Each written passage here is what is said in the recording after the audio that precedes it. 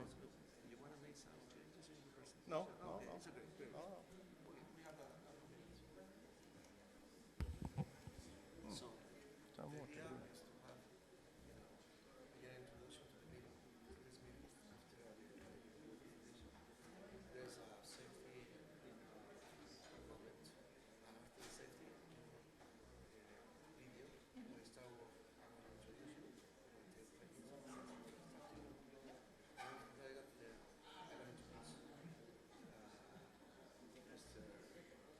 Hedlin? Hedlin? I'm going to read about the summary of his work, and I'm going to invite you to the stage.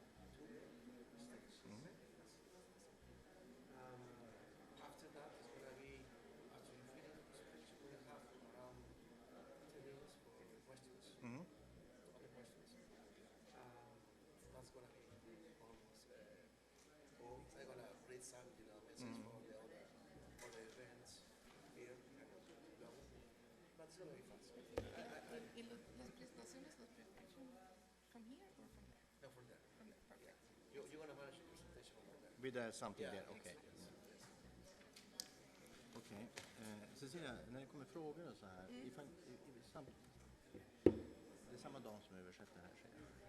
Samtidigt, om det är lite otydligt så där, Så hjälper jag Mm. till. fattar. Du får gärna hjälpa till. Självklart. Ja, och du förstår ju det på spanska också, frågan. Så du kan, Så jag hoppas att jag kan det Ja. tillräckligt bra. ja. Det blir bra. Annars får vi inte förklara. Ja.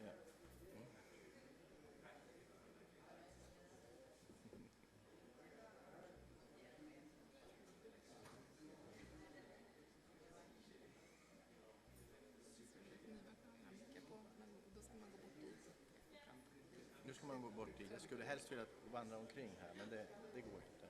Jag gillar inte det här att stå still. Utan jag vill röra på mig. Jag brukar gå ut och så här publik, men det funkar ju inte. Nej, det tror jag inte. Ja, jag höll ett sån här presentation i Kazakstan också. Det var typ så här, man sitter i panel och så ska man stå där och prata. Det blir lite hemma. Visst, det var en stor konferens också där, med så här 100 personer. Så här. Superintresserade i Mind 4.0 i Centralasien och svensk unik. Vi hade en hel svensk dag, Business Sweden fixade. Business Sweden och Head Mining var sponsor. Jag gjorde i samband med det gjorde jag lite jobb där också. Och också åt Business Sweden. Men hur som helst, de är verkligen rätt på, säger de. Va? Men sen händer det inte. Det är ju en annan grej då förstås. Muy buenas noches, estimados asociados, autoridades del Consejo Directivo, paz presidentes del Instituto de Ingenieros de Minas del Perú, representantes de la prensa y público en general.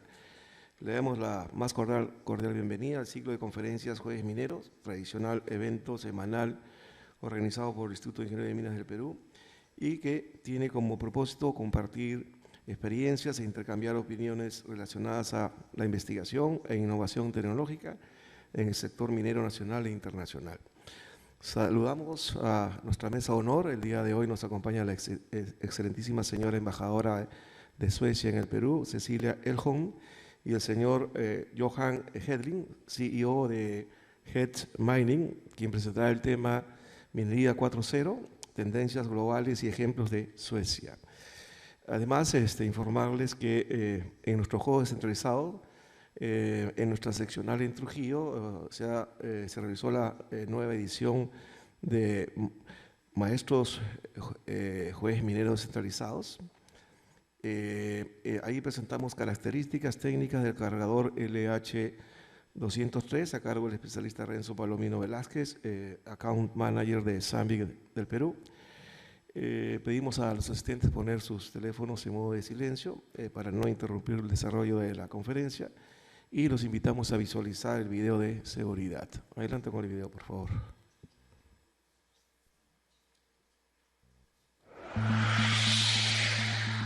Por su seguridad y la de todos aquí presentes, por favor, tener en cuenta las siguientes medidas de seguridad implementadas. Nuestras instalaciones cuentan con un auditorio principal adecuadamente distribuidas en el primer piso y en mezanine.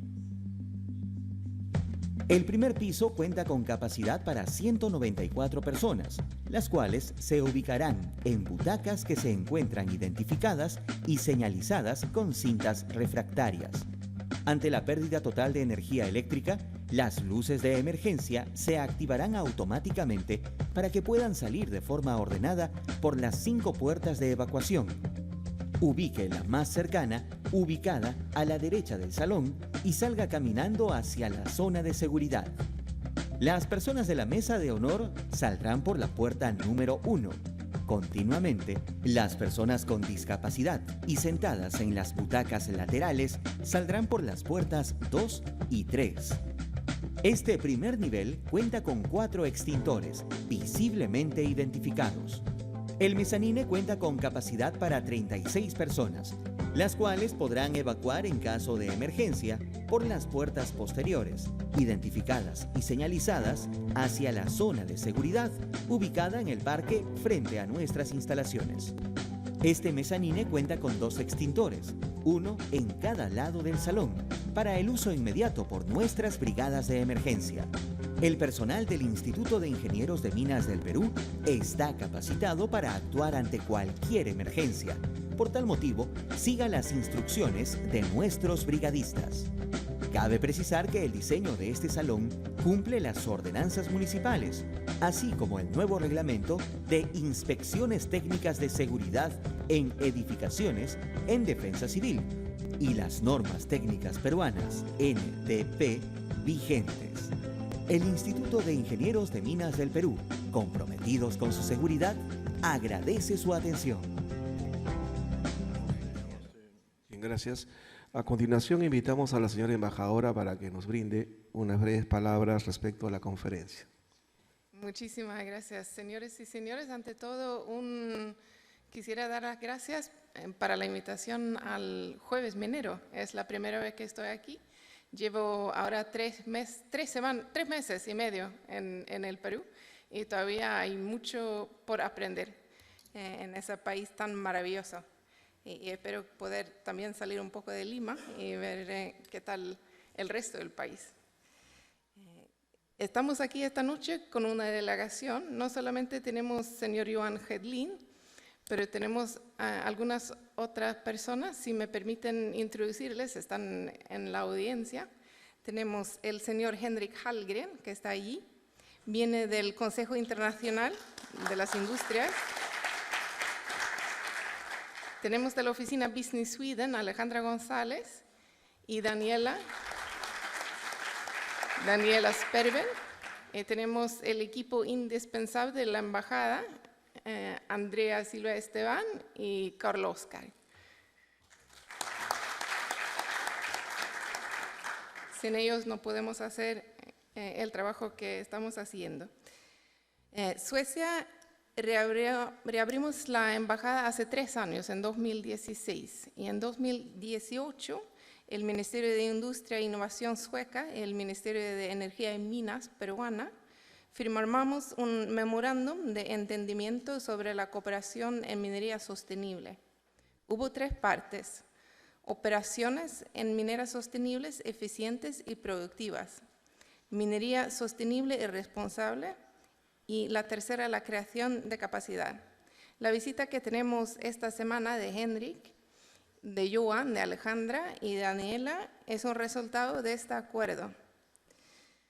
La trayectoria hacia una producción sostenible de energía es asunto de sobrevivencia, no solamente en el mercado global, económicamente, pero de la propia humanidad. La minería es indispensable en proveer metales para la transformación a una sociedad que no depende de carbón. La demanda de metales se estima va a subir muchísimo, por ejemplo, para la energía solar con 200%, para la energía de viento 300% y de baterías 1000% hasta 2050. Entonces, la minería es parte de la solución de llegar a una sociedad libre de carbono, pero también la minería puede ser parte del problema.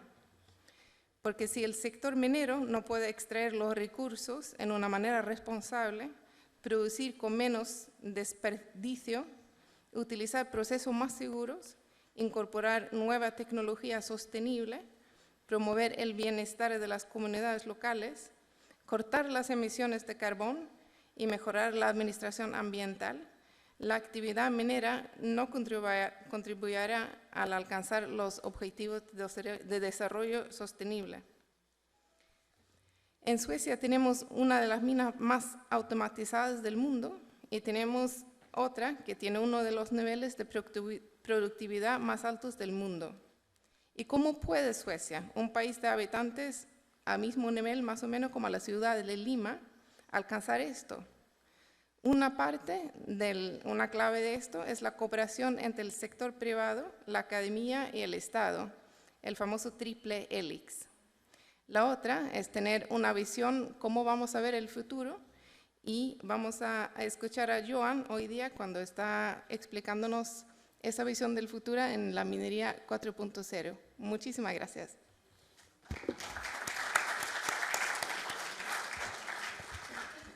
Muchas gracias, señora embajadora. Vamos a presentar al señor Hedling. Él es un gerente dedicado y experimentado. Tiene experiencia en administración de pequeñas y grandes empresas de diferentes negocios, así como grandes proyectos internacionales. Ha cooperado en empresas y universidades de un gran número de países. Está muy concentrado en obtener resultados de sus tareas y tener una buena documentación, habilidad emprendedora. Sus principales tareas en los últimos 30 años han sido la gestión de investigación y desarrollo, gestión de proyectos y ventas a nivel nacional e internacional. A nivel internacional, principalmente en el sector de telecomunicaciones y en el negocio minero, tiene una muy amplia red de negocios mineros. Invitamos al señor Johan Hedling a hacer su presentación. Could you please?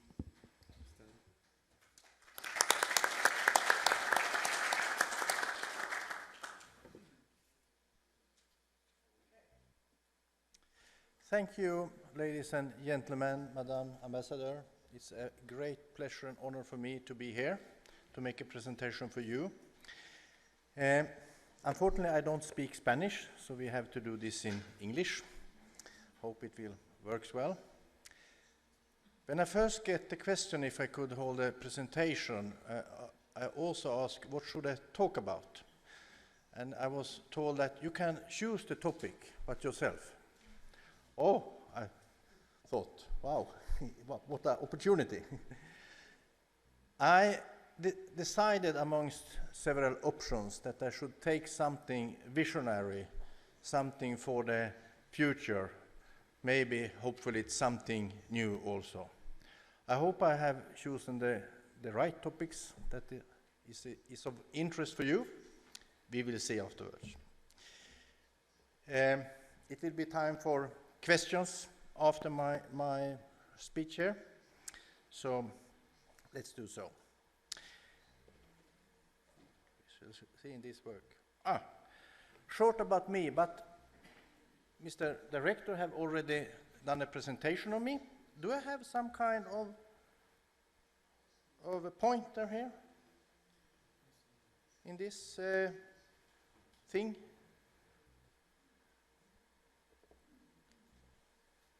Maybe, I don't know. I don't find it. Anyhow,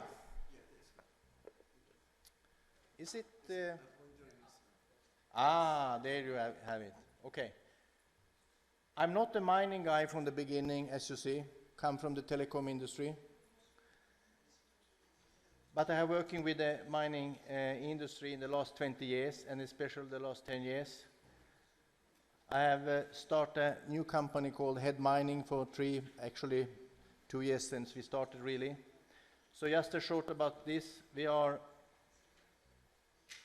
We could say that Sweden is a very, very well-developed mining country, and this is a small expert team, and the idea is to transfer knowledge from the Swedish mining industry to other countries, very short. Rocktech Center has been part of the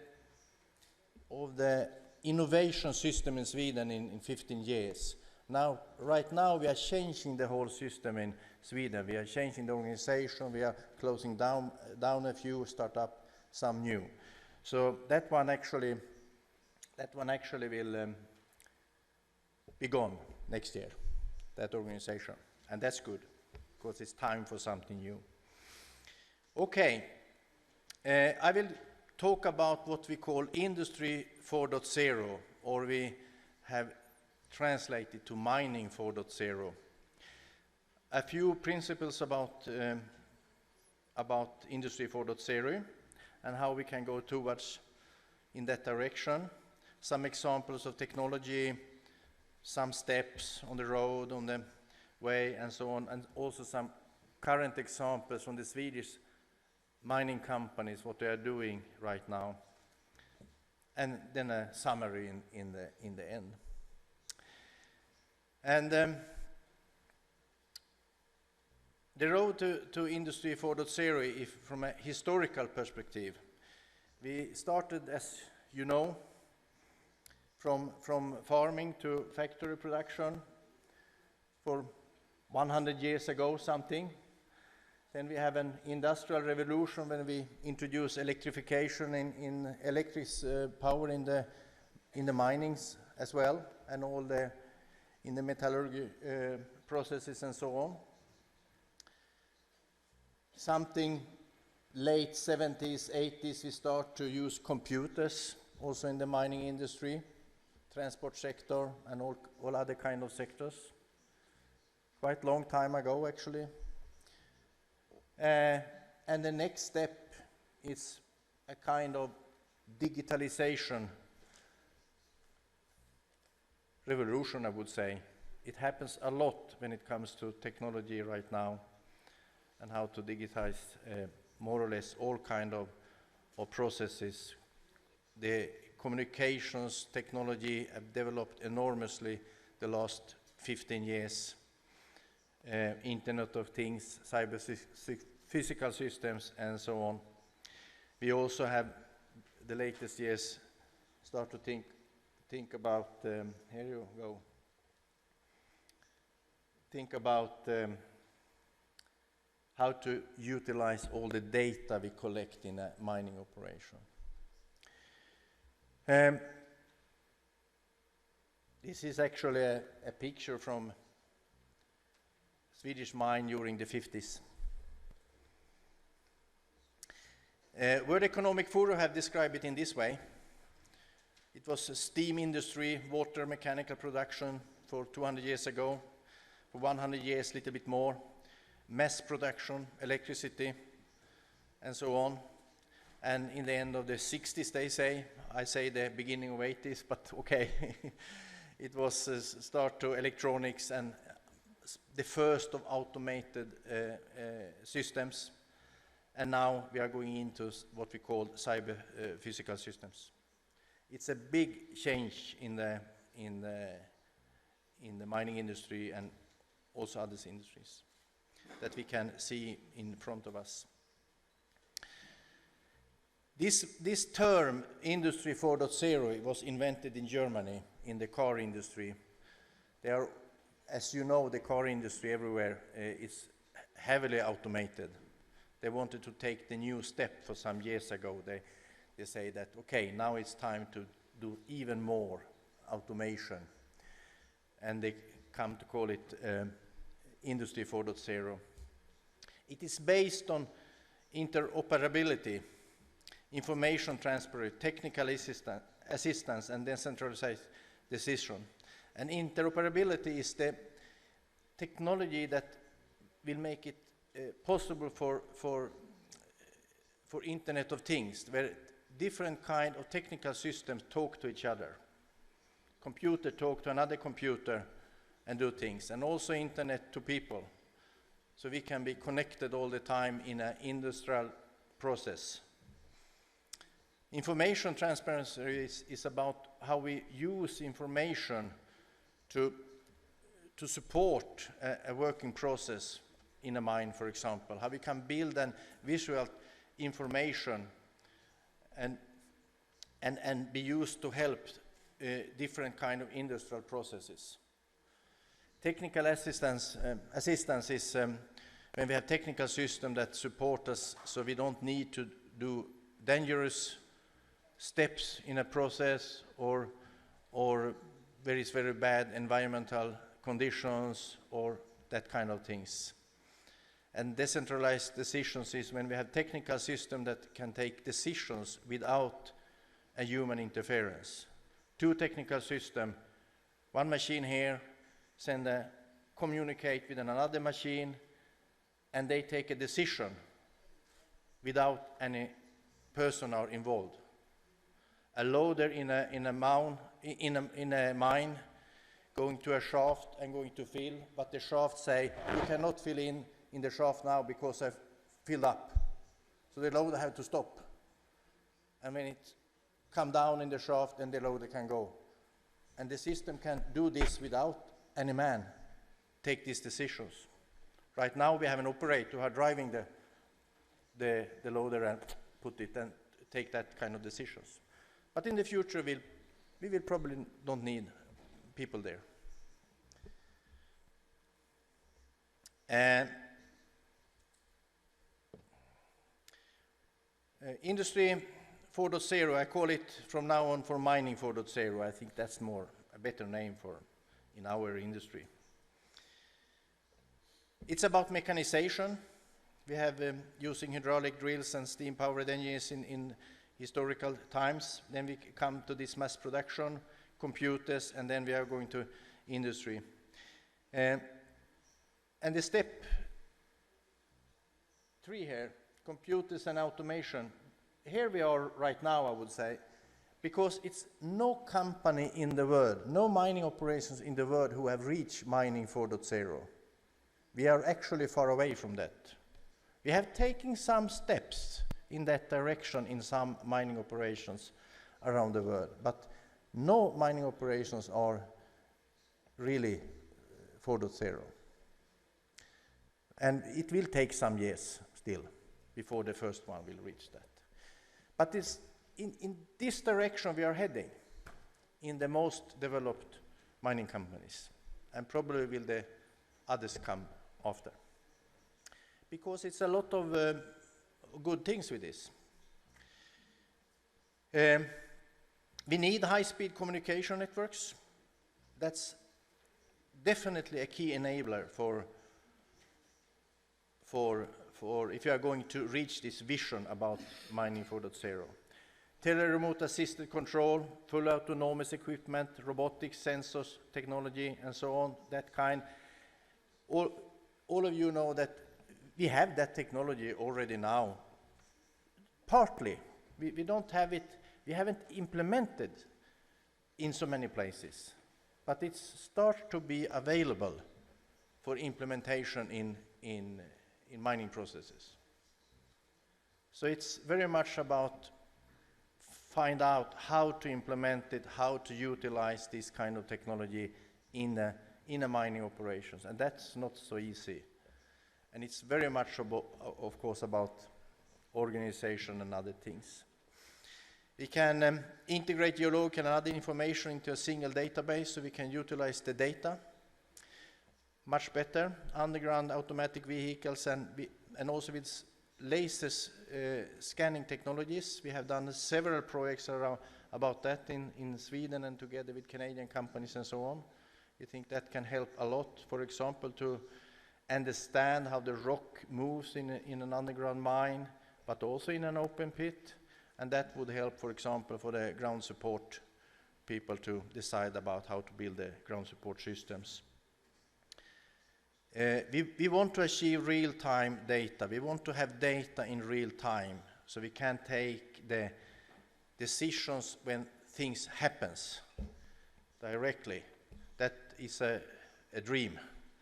We don't reach that level in many places yet. In some part we have it, but in some other part we use data who are a little bit old. It can be minutes, or it can be hours, or it can be even days or weeks. But we would like to have in the control rooms, we would like to have real-time data so we see exactly what happens. This will, of course, demand very, very high and good communication systems in a mining operations. We would like to centralize automated operations, because then we can control them better, we can manage them better, we can make sure that they are doing the right thing if we also have real-time data. But all of this will of course change a lot. It will need a lot of change in the how all people who are working in a mine interact with vehicles and other technical equipments, and also with each other actually. So, but it has a lot of good impacts also. We strongly believe that we can increase the safety even more, because this is a possibility to take away people from the front end, from the front wall in a mine. We can actually move them back and let the machines do the work in a mine. We can control machines, tele-remote, on distance, and and so on. And that will also, of course, help and increase the safety. It should increase the productivity. Otherwise, it's not any good idea to do all this. So, but we believe it will do so. And that maybe sounds a little bit odd, but we also think we can maybe finally do the production according to our plans, fully, not only close to, but really follow the plans. We want to come to an industrial process, like for example car industry. So we make the mining operations to a process industry. So we can really define how we would like to process and then do it. We also believe that we can decrease the energy consumption and reduce the overall costs for production, produced ton per day or hour or whatever, however we measure it. This is the good thing that we want to achieve by going this way.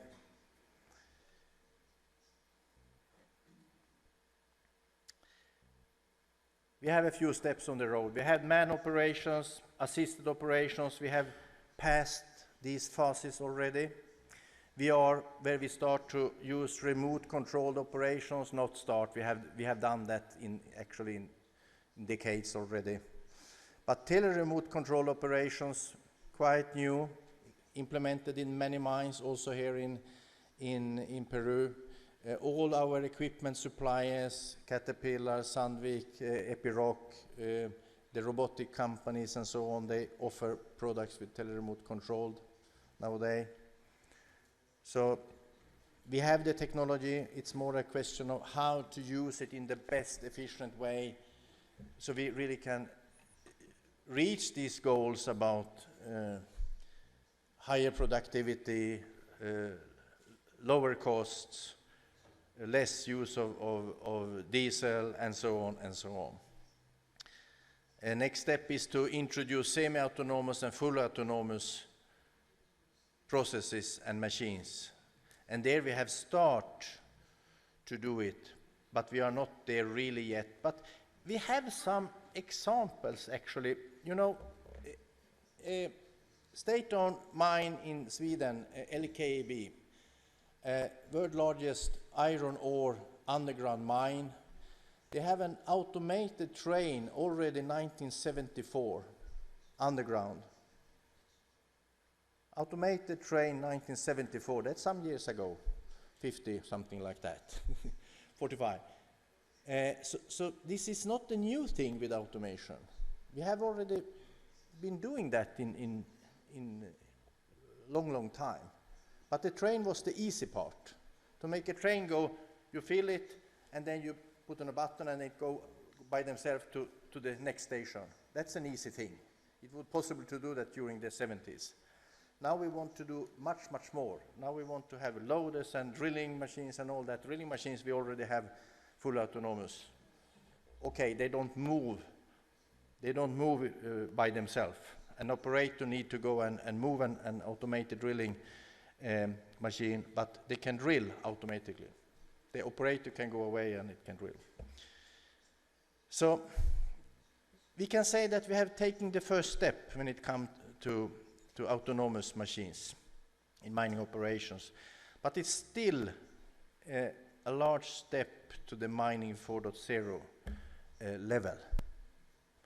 But everything we can see, and I have been working with R&D projects now in 10 years, all my time in the mining business, and everything we can see in the operations and companies who are very well developed is pointing in this direction.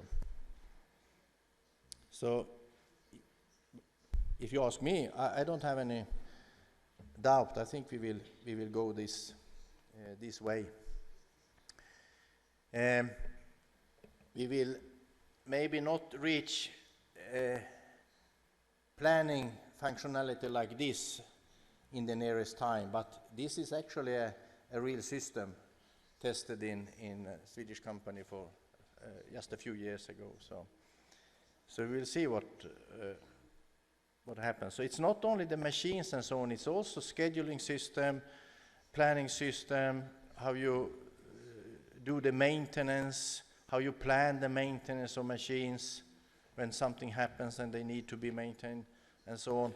Can we also use the data in a better way and have real-time data? We can shorten the time for a stop of a machine. We can also rechange the plan. So if one machine breaks, we can take it away and easily decide which machine should go there and do the work. Now it's a lot of people are sitting and doing that replanning, but we already have a system that I was myself responsible for a project last year where we developed a pilot system that could do this automatically. Get information from a mine in Boliden mine into an ABB system, and the system did the rescheduling of the machines. So it's not on the market yet, but it will probably come. I have talked about this already, so I will go on. This about having, for example, geological information to one single database. We have also been looking in several projects about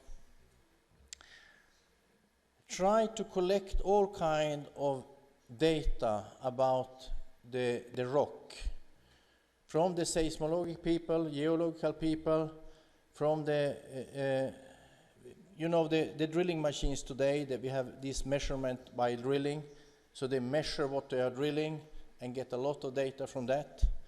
And we do the production drilling, and we do the rock mechanics, go down in a mine and look at the rock, the tunnels, and see what happens, and also add a lot of information. Can we take all that kind of data to one database and also visualize it for everyone in maybe in some kind of equipment like this? So all kind of people in the mine, from the seismological people, geological people, mine planners, rock mechanics, the managers down in the mine, the people who are doing the ground support, could have the same picture of the rock, updated every day. That would be a dream, I would say. Because now they don't have that. They have different pictures of how the rock looks like. So, but it should be possible to make this. And I know that there's several research projects ongoing to try to build this kind of system. It will take some years, for sure. The most optimistic people think they will do it next year, but that will not happen. I don't think so. But in the end, it will be possible. The trick is, of course, to understand the rock and to analyze the data we have, and to really, as you know, even if you have a lot of data, what will that data mean? That's always a question for the experts. Anyhow, to reach this part, high-speed communications network is a must. That's the absolutely first key enabler. Otherwise, it will not be possible. So if any of you would like to develop your mind in a direction of this, even if not full of this, but in this part, you have to invest a lot in communication network. A stable and good communication networks. That's one key enabler. That's maybe the most important, but we have also others. A few examples from the Swedish mining companies. We have a Boliden Mineral have a mining operation called Kankberg, where we are tested this. You know, in mobile phones, we have the second generation of mobile phones, 2G. Then we have jumped over 3G, but we have 4G. 3G was actually 2.5G. They call it 3G from Ericsson and Nokia and all these kind of Huawei and all whatever. Anyhow, we have 4G, and that's what we have. Most of us have that access to 4G communication today in our mobile phones. The next step is 5G, where we finally put together telecom mobile network with internet and mix it to a high speed communication network. This is a lot of countries are fighting to be first with implementing 5G. Korea say they claim that they are the first one. Maybe they are, I don't know. Anyhow, all the big players in the communication industry are working with this. In Boliden, they are testing this together with Ericsson, the Ericsson mobile phone company, to implement a 5G system in an underground mine, in order to be able to test a lot of more automated functionalities from different kind of machines, and also to pick data from the production systems, and in order to have more efficient maintenance of vehicles and equipment. And this will of course make it possible to use robotics and automation of all kinds, even if they will help manual operated machine, but it will make it possible for automated machines to operate in a mine. Positioning system is another thing that's also a key enabler for this. We need to know where every moving machine is. We need to know where every person in a mine, underground mine, is, also in an open pit, of safety reason. We need to know it with a high precision also, especially if we are going to have automated drilling machines, because they must be placed, as you know, in a exactly positioned for the best result. You can drill even if they are 2 meters wrong, but that will not be so good for the fragmentation or whatever it is. So we want to have that. So high precision positioning system. We already have positioning system. I guess you have some mine. I'm not sure, but I think you have some mine here in Peru that also have this kind of new modern positioning system implemented already, where we can see the machines and so on. Not every person, but at least every moving machine. It's company who can provide that kind of solutions now and implement in several mines. And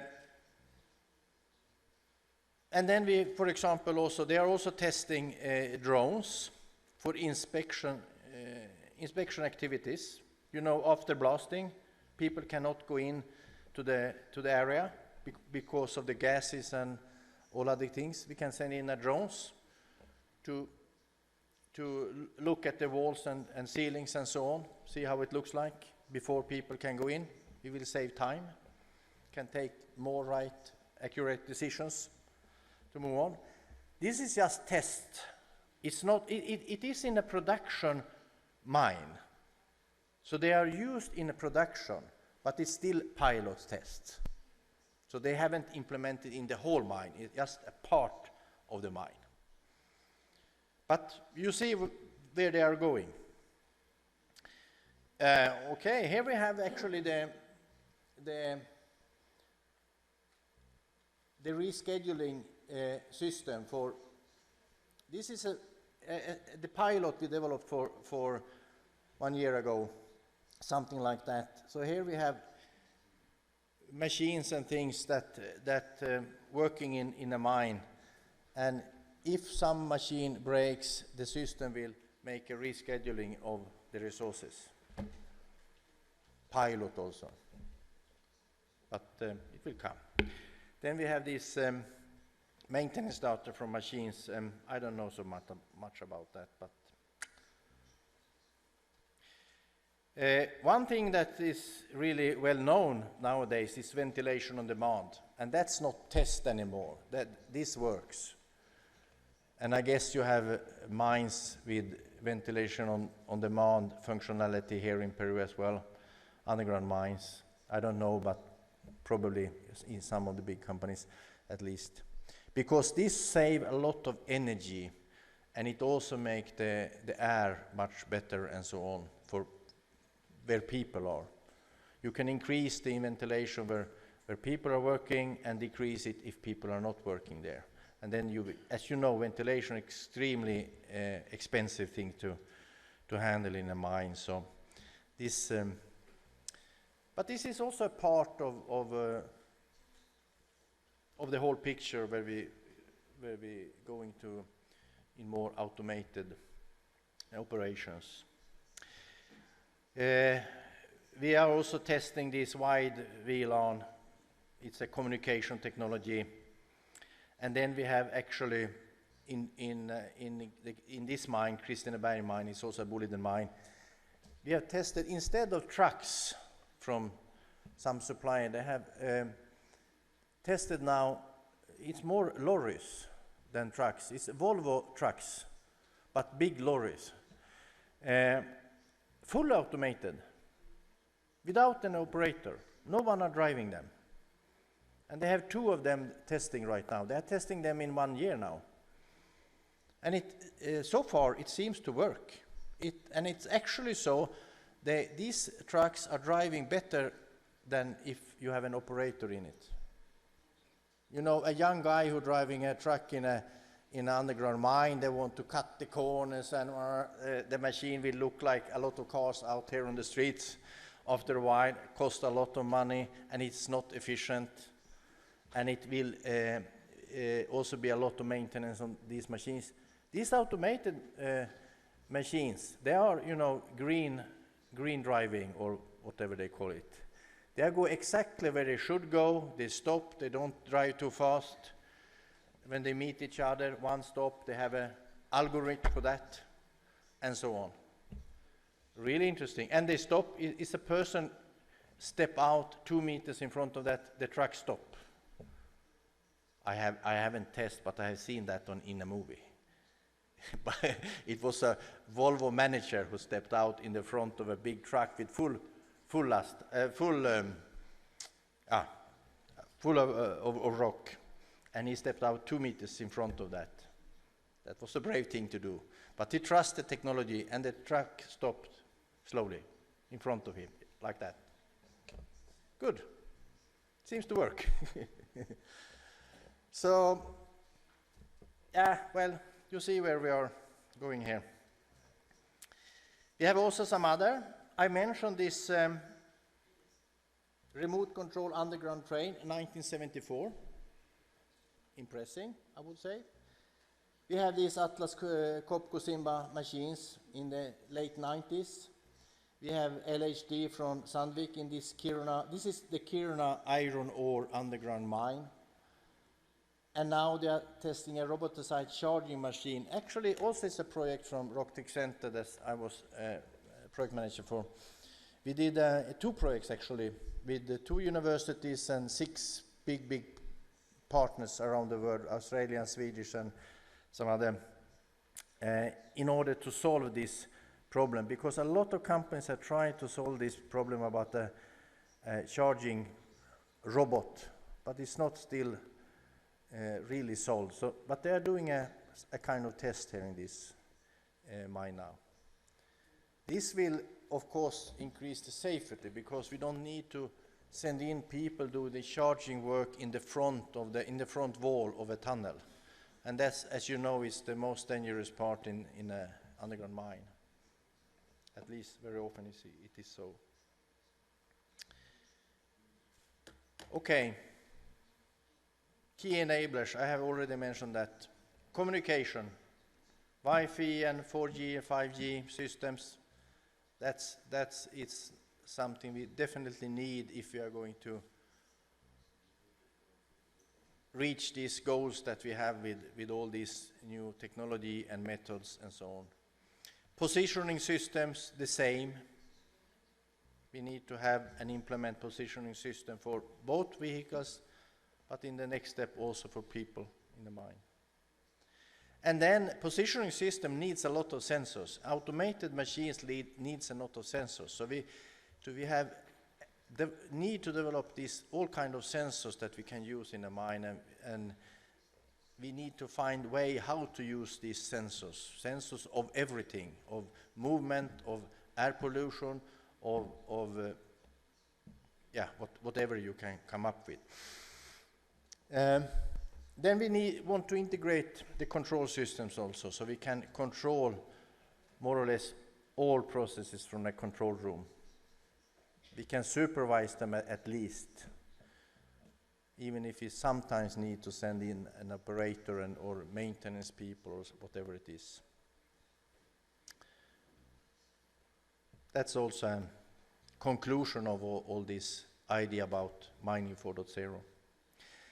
And then, of course, technology, but you know, new technology will not ever do the thing. It will never be enough with technology. It will not solve the problem, or we will not reach the goal about higher productivity, lower costs and so on with only technology.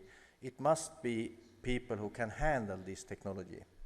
It must be managers who can understand how to use this kind of technology, how to build organizations in the future. And then we have some kind of legal issues. What happens is an automated machine, you know, an accident happens and no one is driving the automated machine. Who is responsible? We have to find out regulations that can handle this kind of questions. And it's a lot of people working with that too, because it's not only in mind. I mean, Volvo want to have full automatic trucks on the streets in a few years from now. So it's a lot of legal issues there to handle. We think that to implement mining 4.0 must be, of course, in different steps. You cannot do everything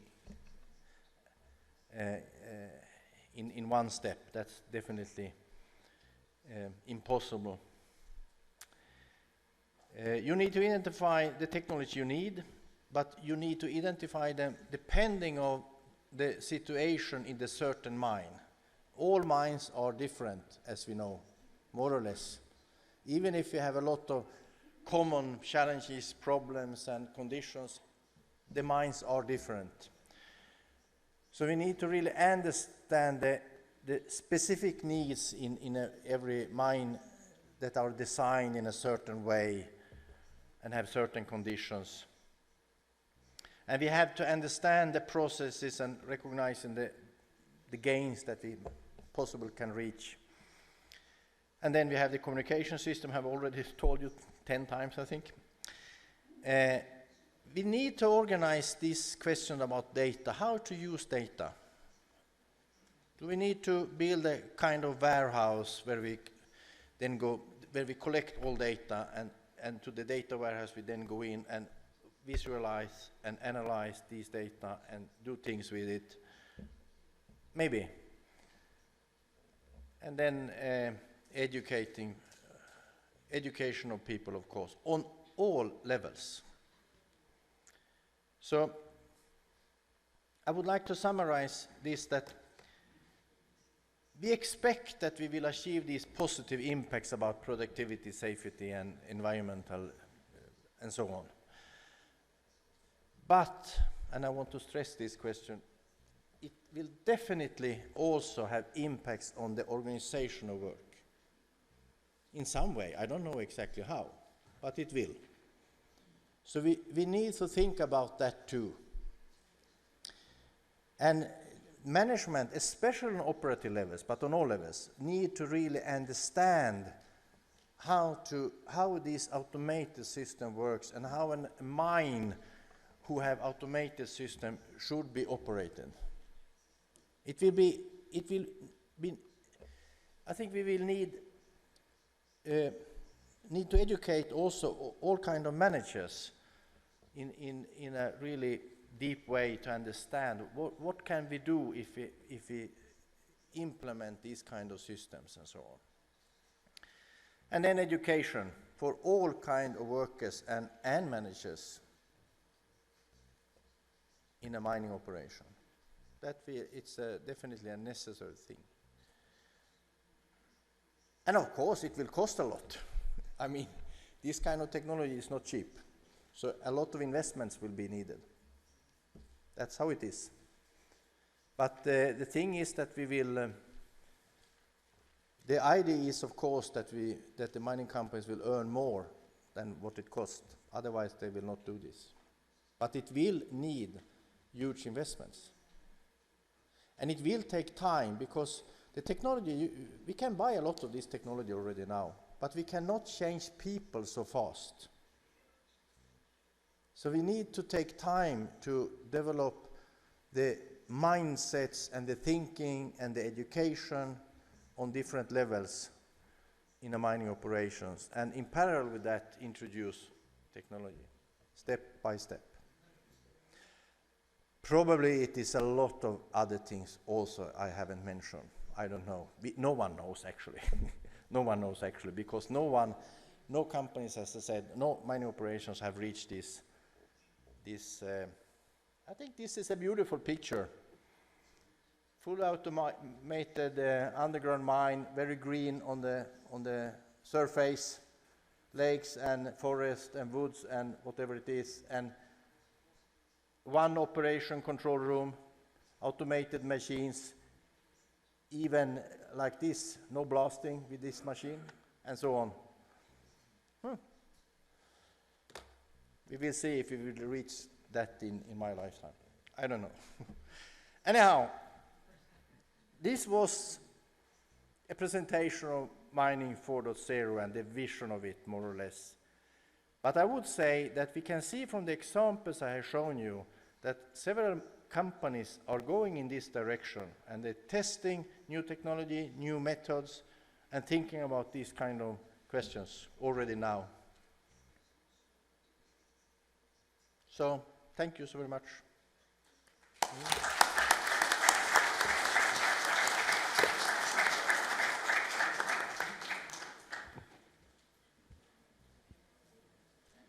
Muchas gracias a Johan Hedling, Head of Mining, CEO Head of Mining, y realmente primero agradecerles realmente por su participación y por, digamos, a quienes representan la embajada, ¿no? A quienes están en nombre de la embajada. Yo quería hacer un comentario. Van a pasar las preguntas, por favor.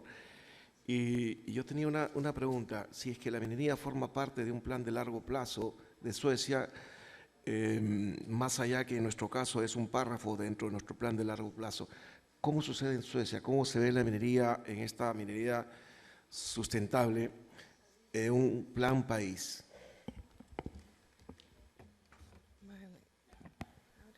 Aquí estamos. Mira, la minería sustentable es sumamente importante y también la política sueca. No sé si saben que Suecia, el gobierno de Suecia ha hecho un compromiso de hasta 2045, Suecia va a estar el primer país con una economía de bienestar libre de carbono.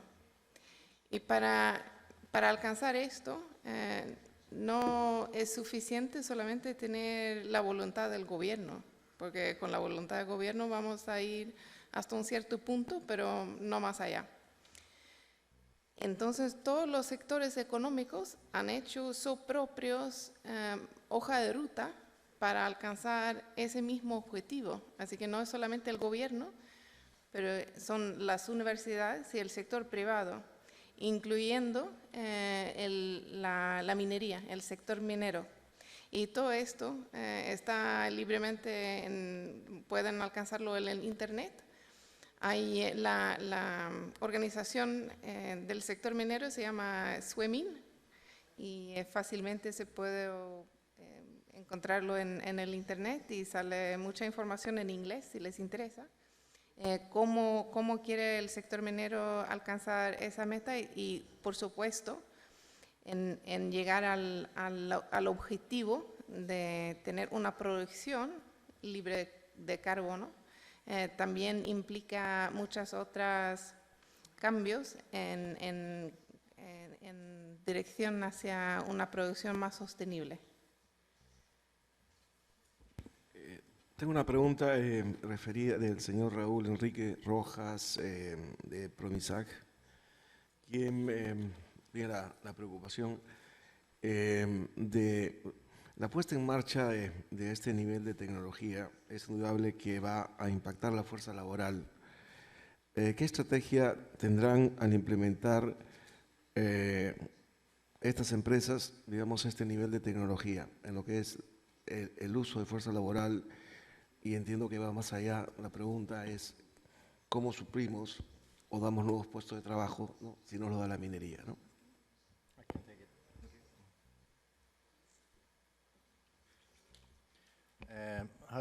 Okay, it's working. Yes, it's a good question.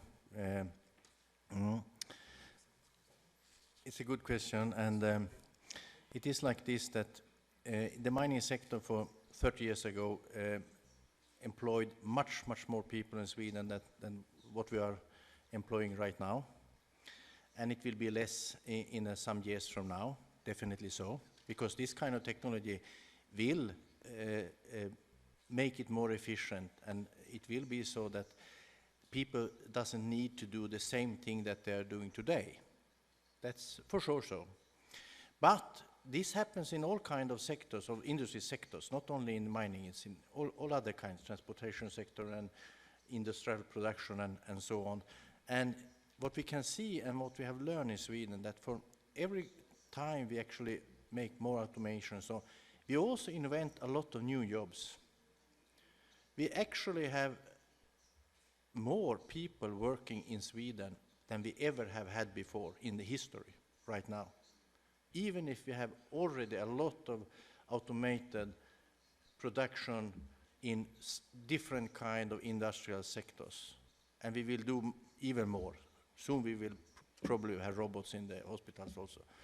I don't like that idea, but anyhow, you understand. So what we have seen, our experience is actually that when we take away new job, it will come. When we take away old jobs, it will come new jobs that we haven't heard about today. In 5 years from now, we will have a lot of new jobs that no one have heard about today. So, and people will do other things, not the same that they do today. It can be so that the mining industry, in a mining operation, have less people than today. Probably it will be so. That's my guess. Because that's what we can see the last 30 years, for example. But it will be a lot of other things to do in the society. And we will produce more value from these mines that can be used for other activities in a society. Was a long answer for a short question, but okay, that was my answer. Tengo preguntas en inglés, así que las hemos pasado directamente a nuestro expositor. Yes, Hay un que es como para yo que no necesita leer la Ok. pregunta y responderlo, lo voy a leer para ti. Does it exist a maturity model for mining 4.0? One more thing. Does there exist a maturity model for mining 4.0? No, not what I know. I don't think we have a maturity model, not a complete model and so on. Yeah, I mean, mining 4.0 is a vision. We have several steps that we know that we need to do, but exactly how it will look like when we come further on, we don't really know that. So, As is an ongoing process, so there's no maturity for ongoing process? it's an yeah, it is an ongoing process, I would say. Yes, Yeah. you are right there. So of course, and that's It could be maturity for ongoing process. It's gonna be, yes, probably not. maybe it can. Okay. Depends on what we really mean with that. But Aquí tenemos otra pregunta en inglés, también para Joa. What challenges can you foresee for maintenance departments while adopting mining 4.0?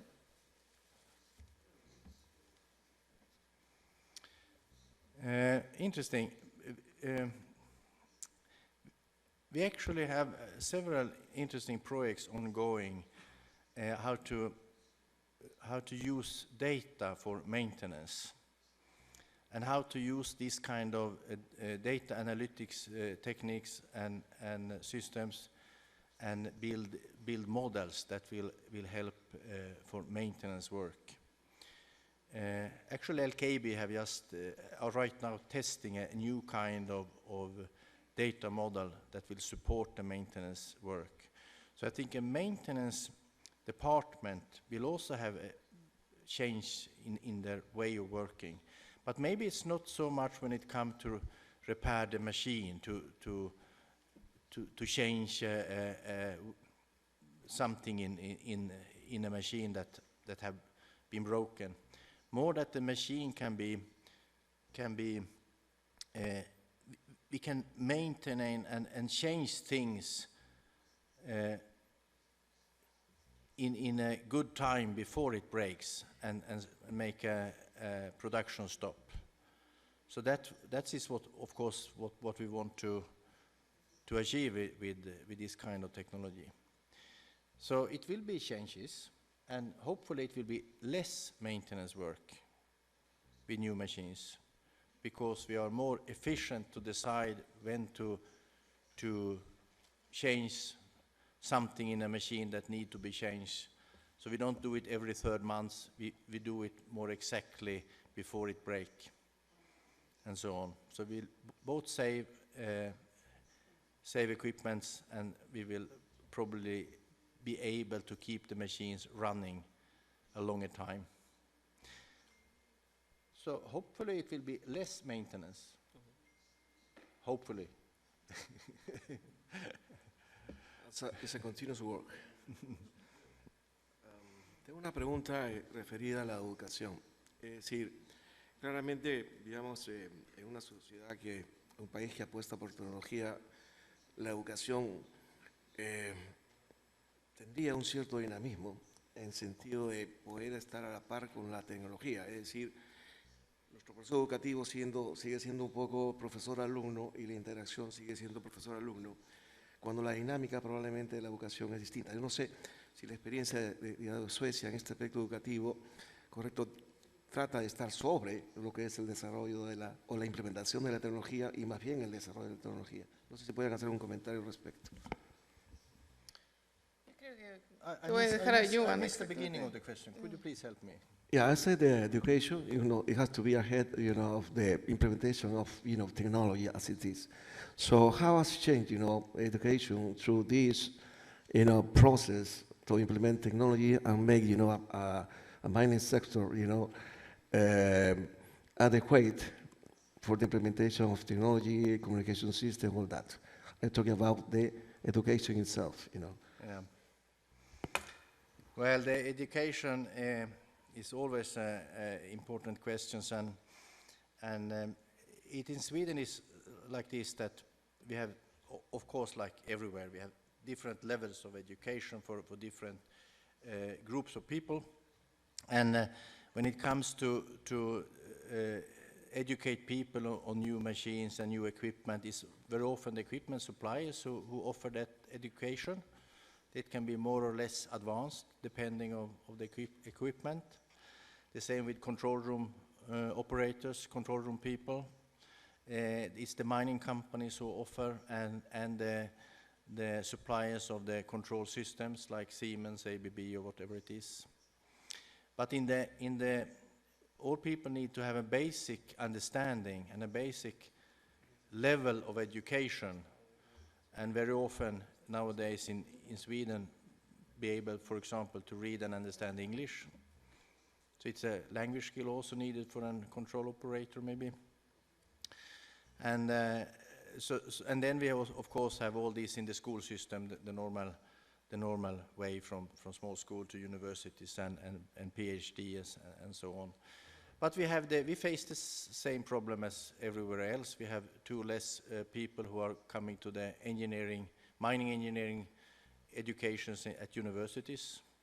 We have even more or less people going to PhD educations at universities. So the high level, we are always searching for people. So I think it's a common problem in many, many countries. We have to make the mining business more attractive for young people. That's also would be very good if you could succeed with. Okay, thank you. Y la última pregunta pequeñita es, ¿cuánto invierte Suecia, el Estado sueco, en educación e investigación? Mira, las cifras exactas no lo tengo, pero el gobierno invierta mucho en investigación. También está hecho por parte de la Unión Europea, que tiene su propio fondos para apoyar la investigación. Lo que quería mencionar también, añadido un poco de lo que estaba hablando Johan, es relacionado a la pregunta que hacemos con las personas cuando viene la automatización. Porque como Johan muy bien ha dicho, hay que encontrar, hay dos problemas. Hay que encontrar la gente que puedan operar la nueva tecnología, y hay que saber qué vamos a hacer con la gente que no pueden adaptarse o que no pueden tener una educación para asumir esos puestos. Y allí viene un poco el soporte del Estado, porque entonces se necesita programas de educación para las personas así que puedan hacer otras cosas. Cuando cerramos o cuando cierran una gran industria, sea minera o otra, siempre hay un diálogo entre las empresas privadas, el Estado y los sindicatos, porque ellos son los que guardan los intereses de los trabajadores en las industrias.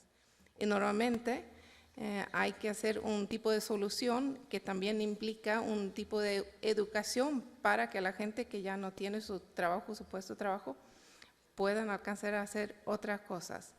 Eso es una parte. La otra parte tiene que ver que cómo aseguramos que tenemos el tipo de técnicos que necesitamos para alcanzar la minería 4.0. Y como ha dicho Johan, sí es difícil siempre, y eso también tiene que ver que hay una demanda por parte del sector privado.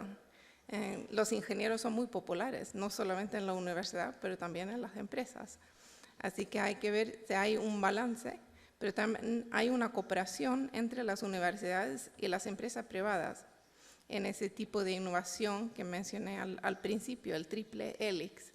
Y el triple hélice, como hay esa cooperación entre las empresas y las universidades, hace que la investigación está hecha en asuntos que son de interés de las empresas, y así se alcanza a los niveles más altos, porque no se hace investigación por hacer investigación, se hace investigación porque hay una demanda por parte de las empresas.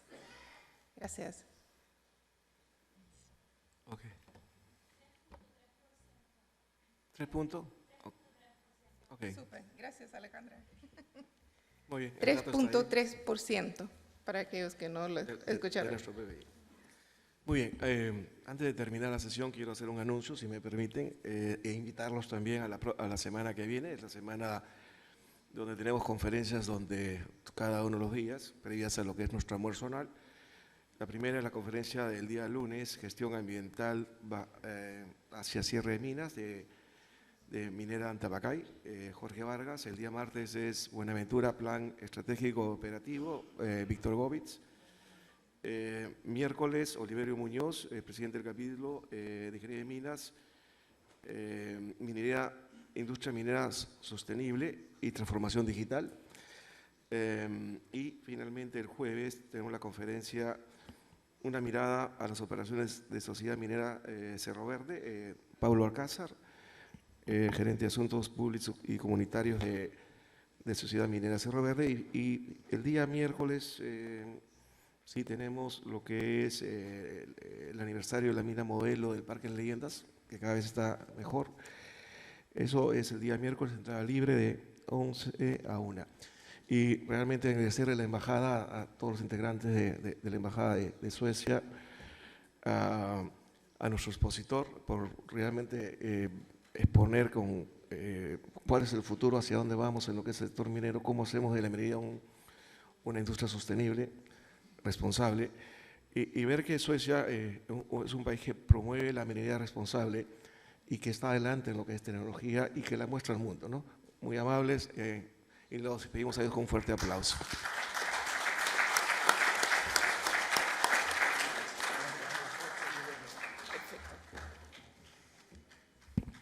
Vamos a hacer la premiación y los invitamos al hall mientras tomamos la foto de rigor.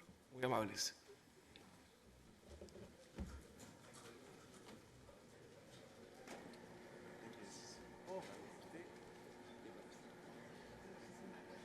Gracias, muy buena exposición.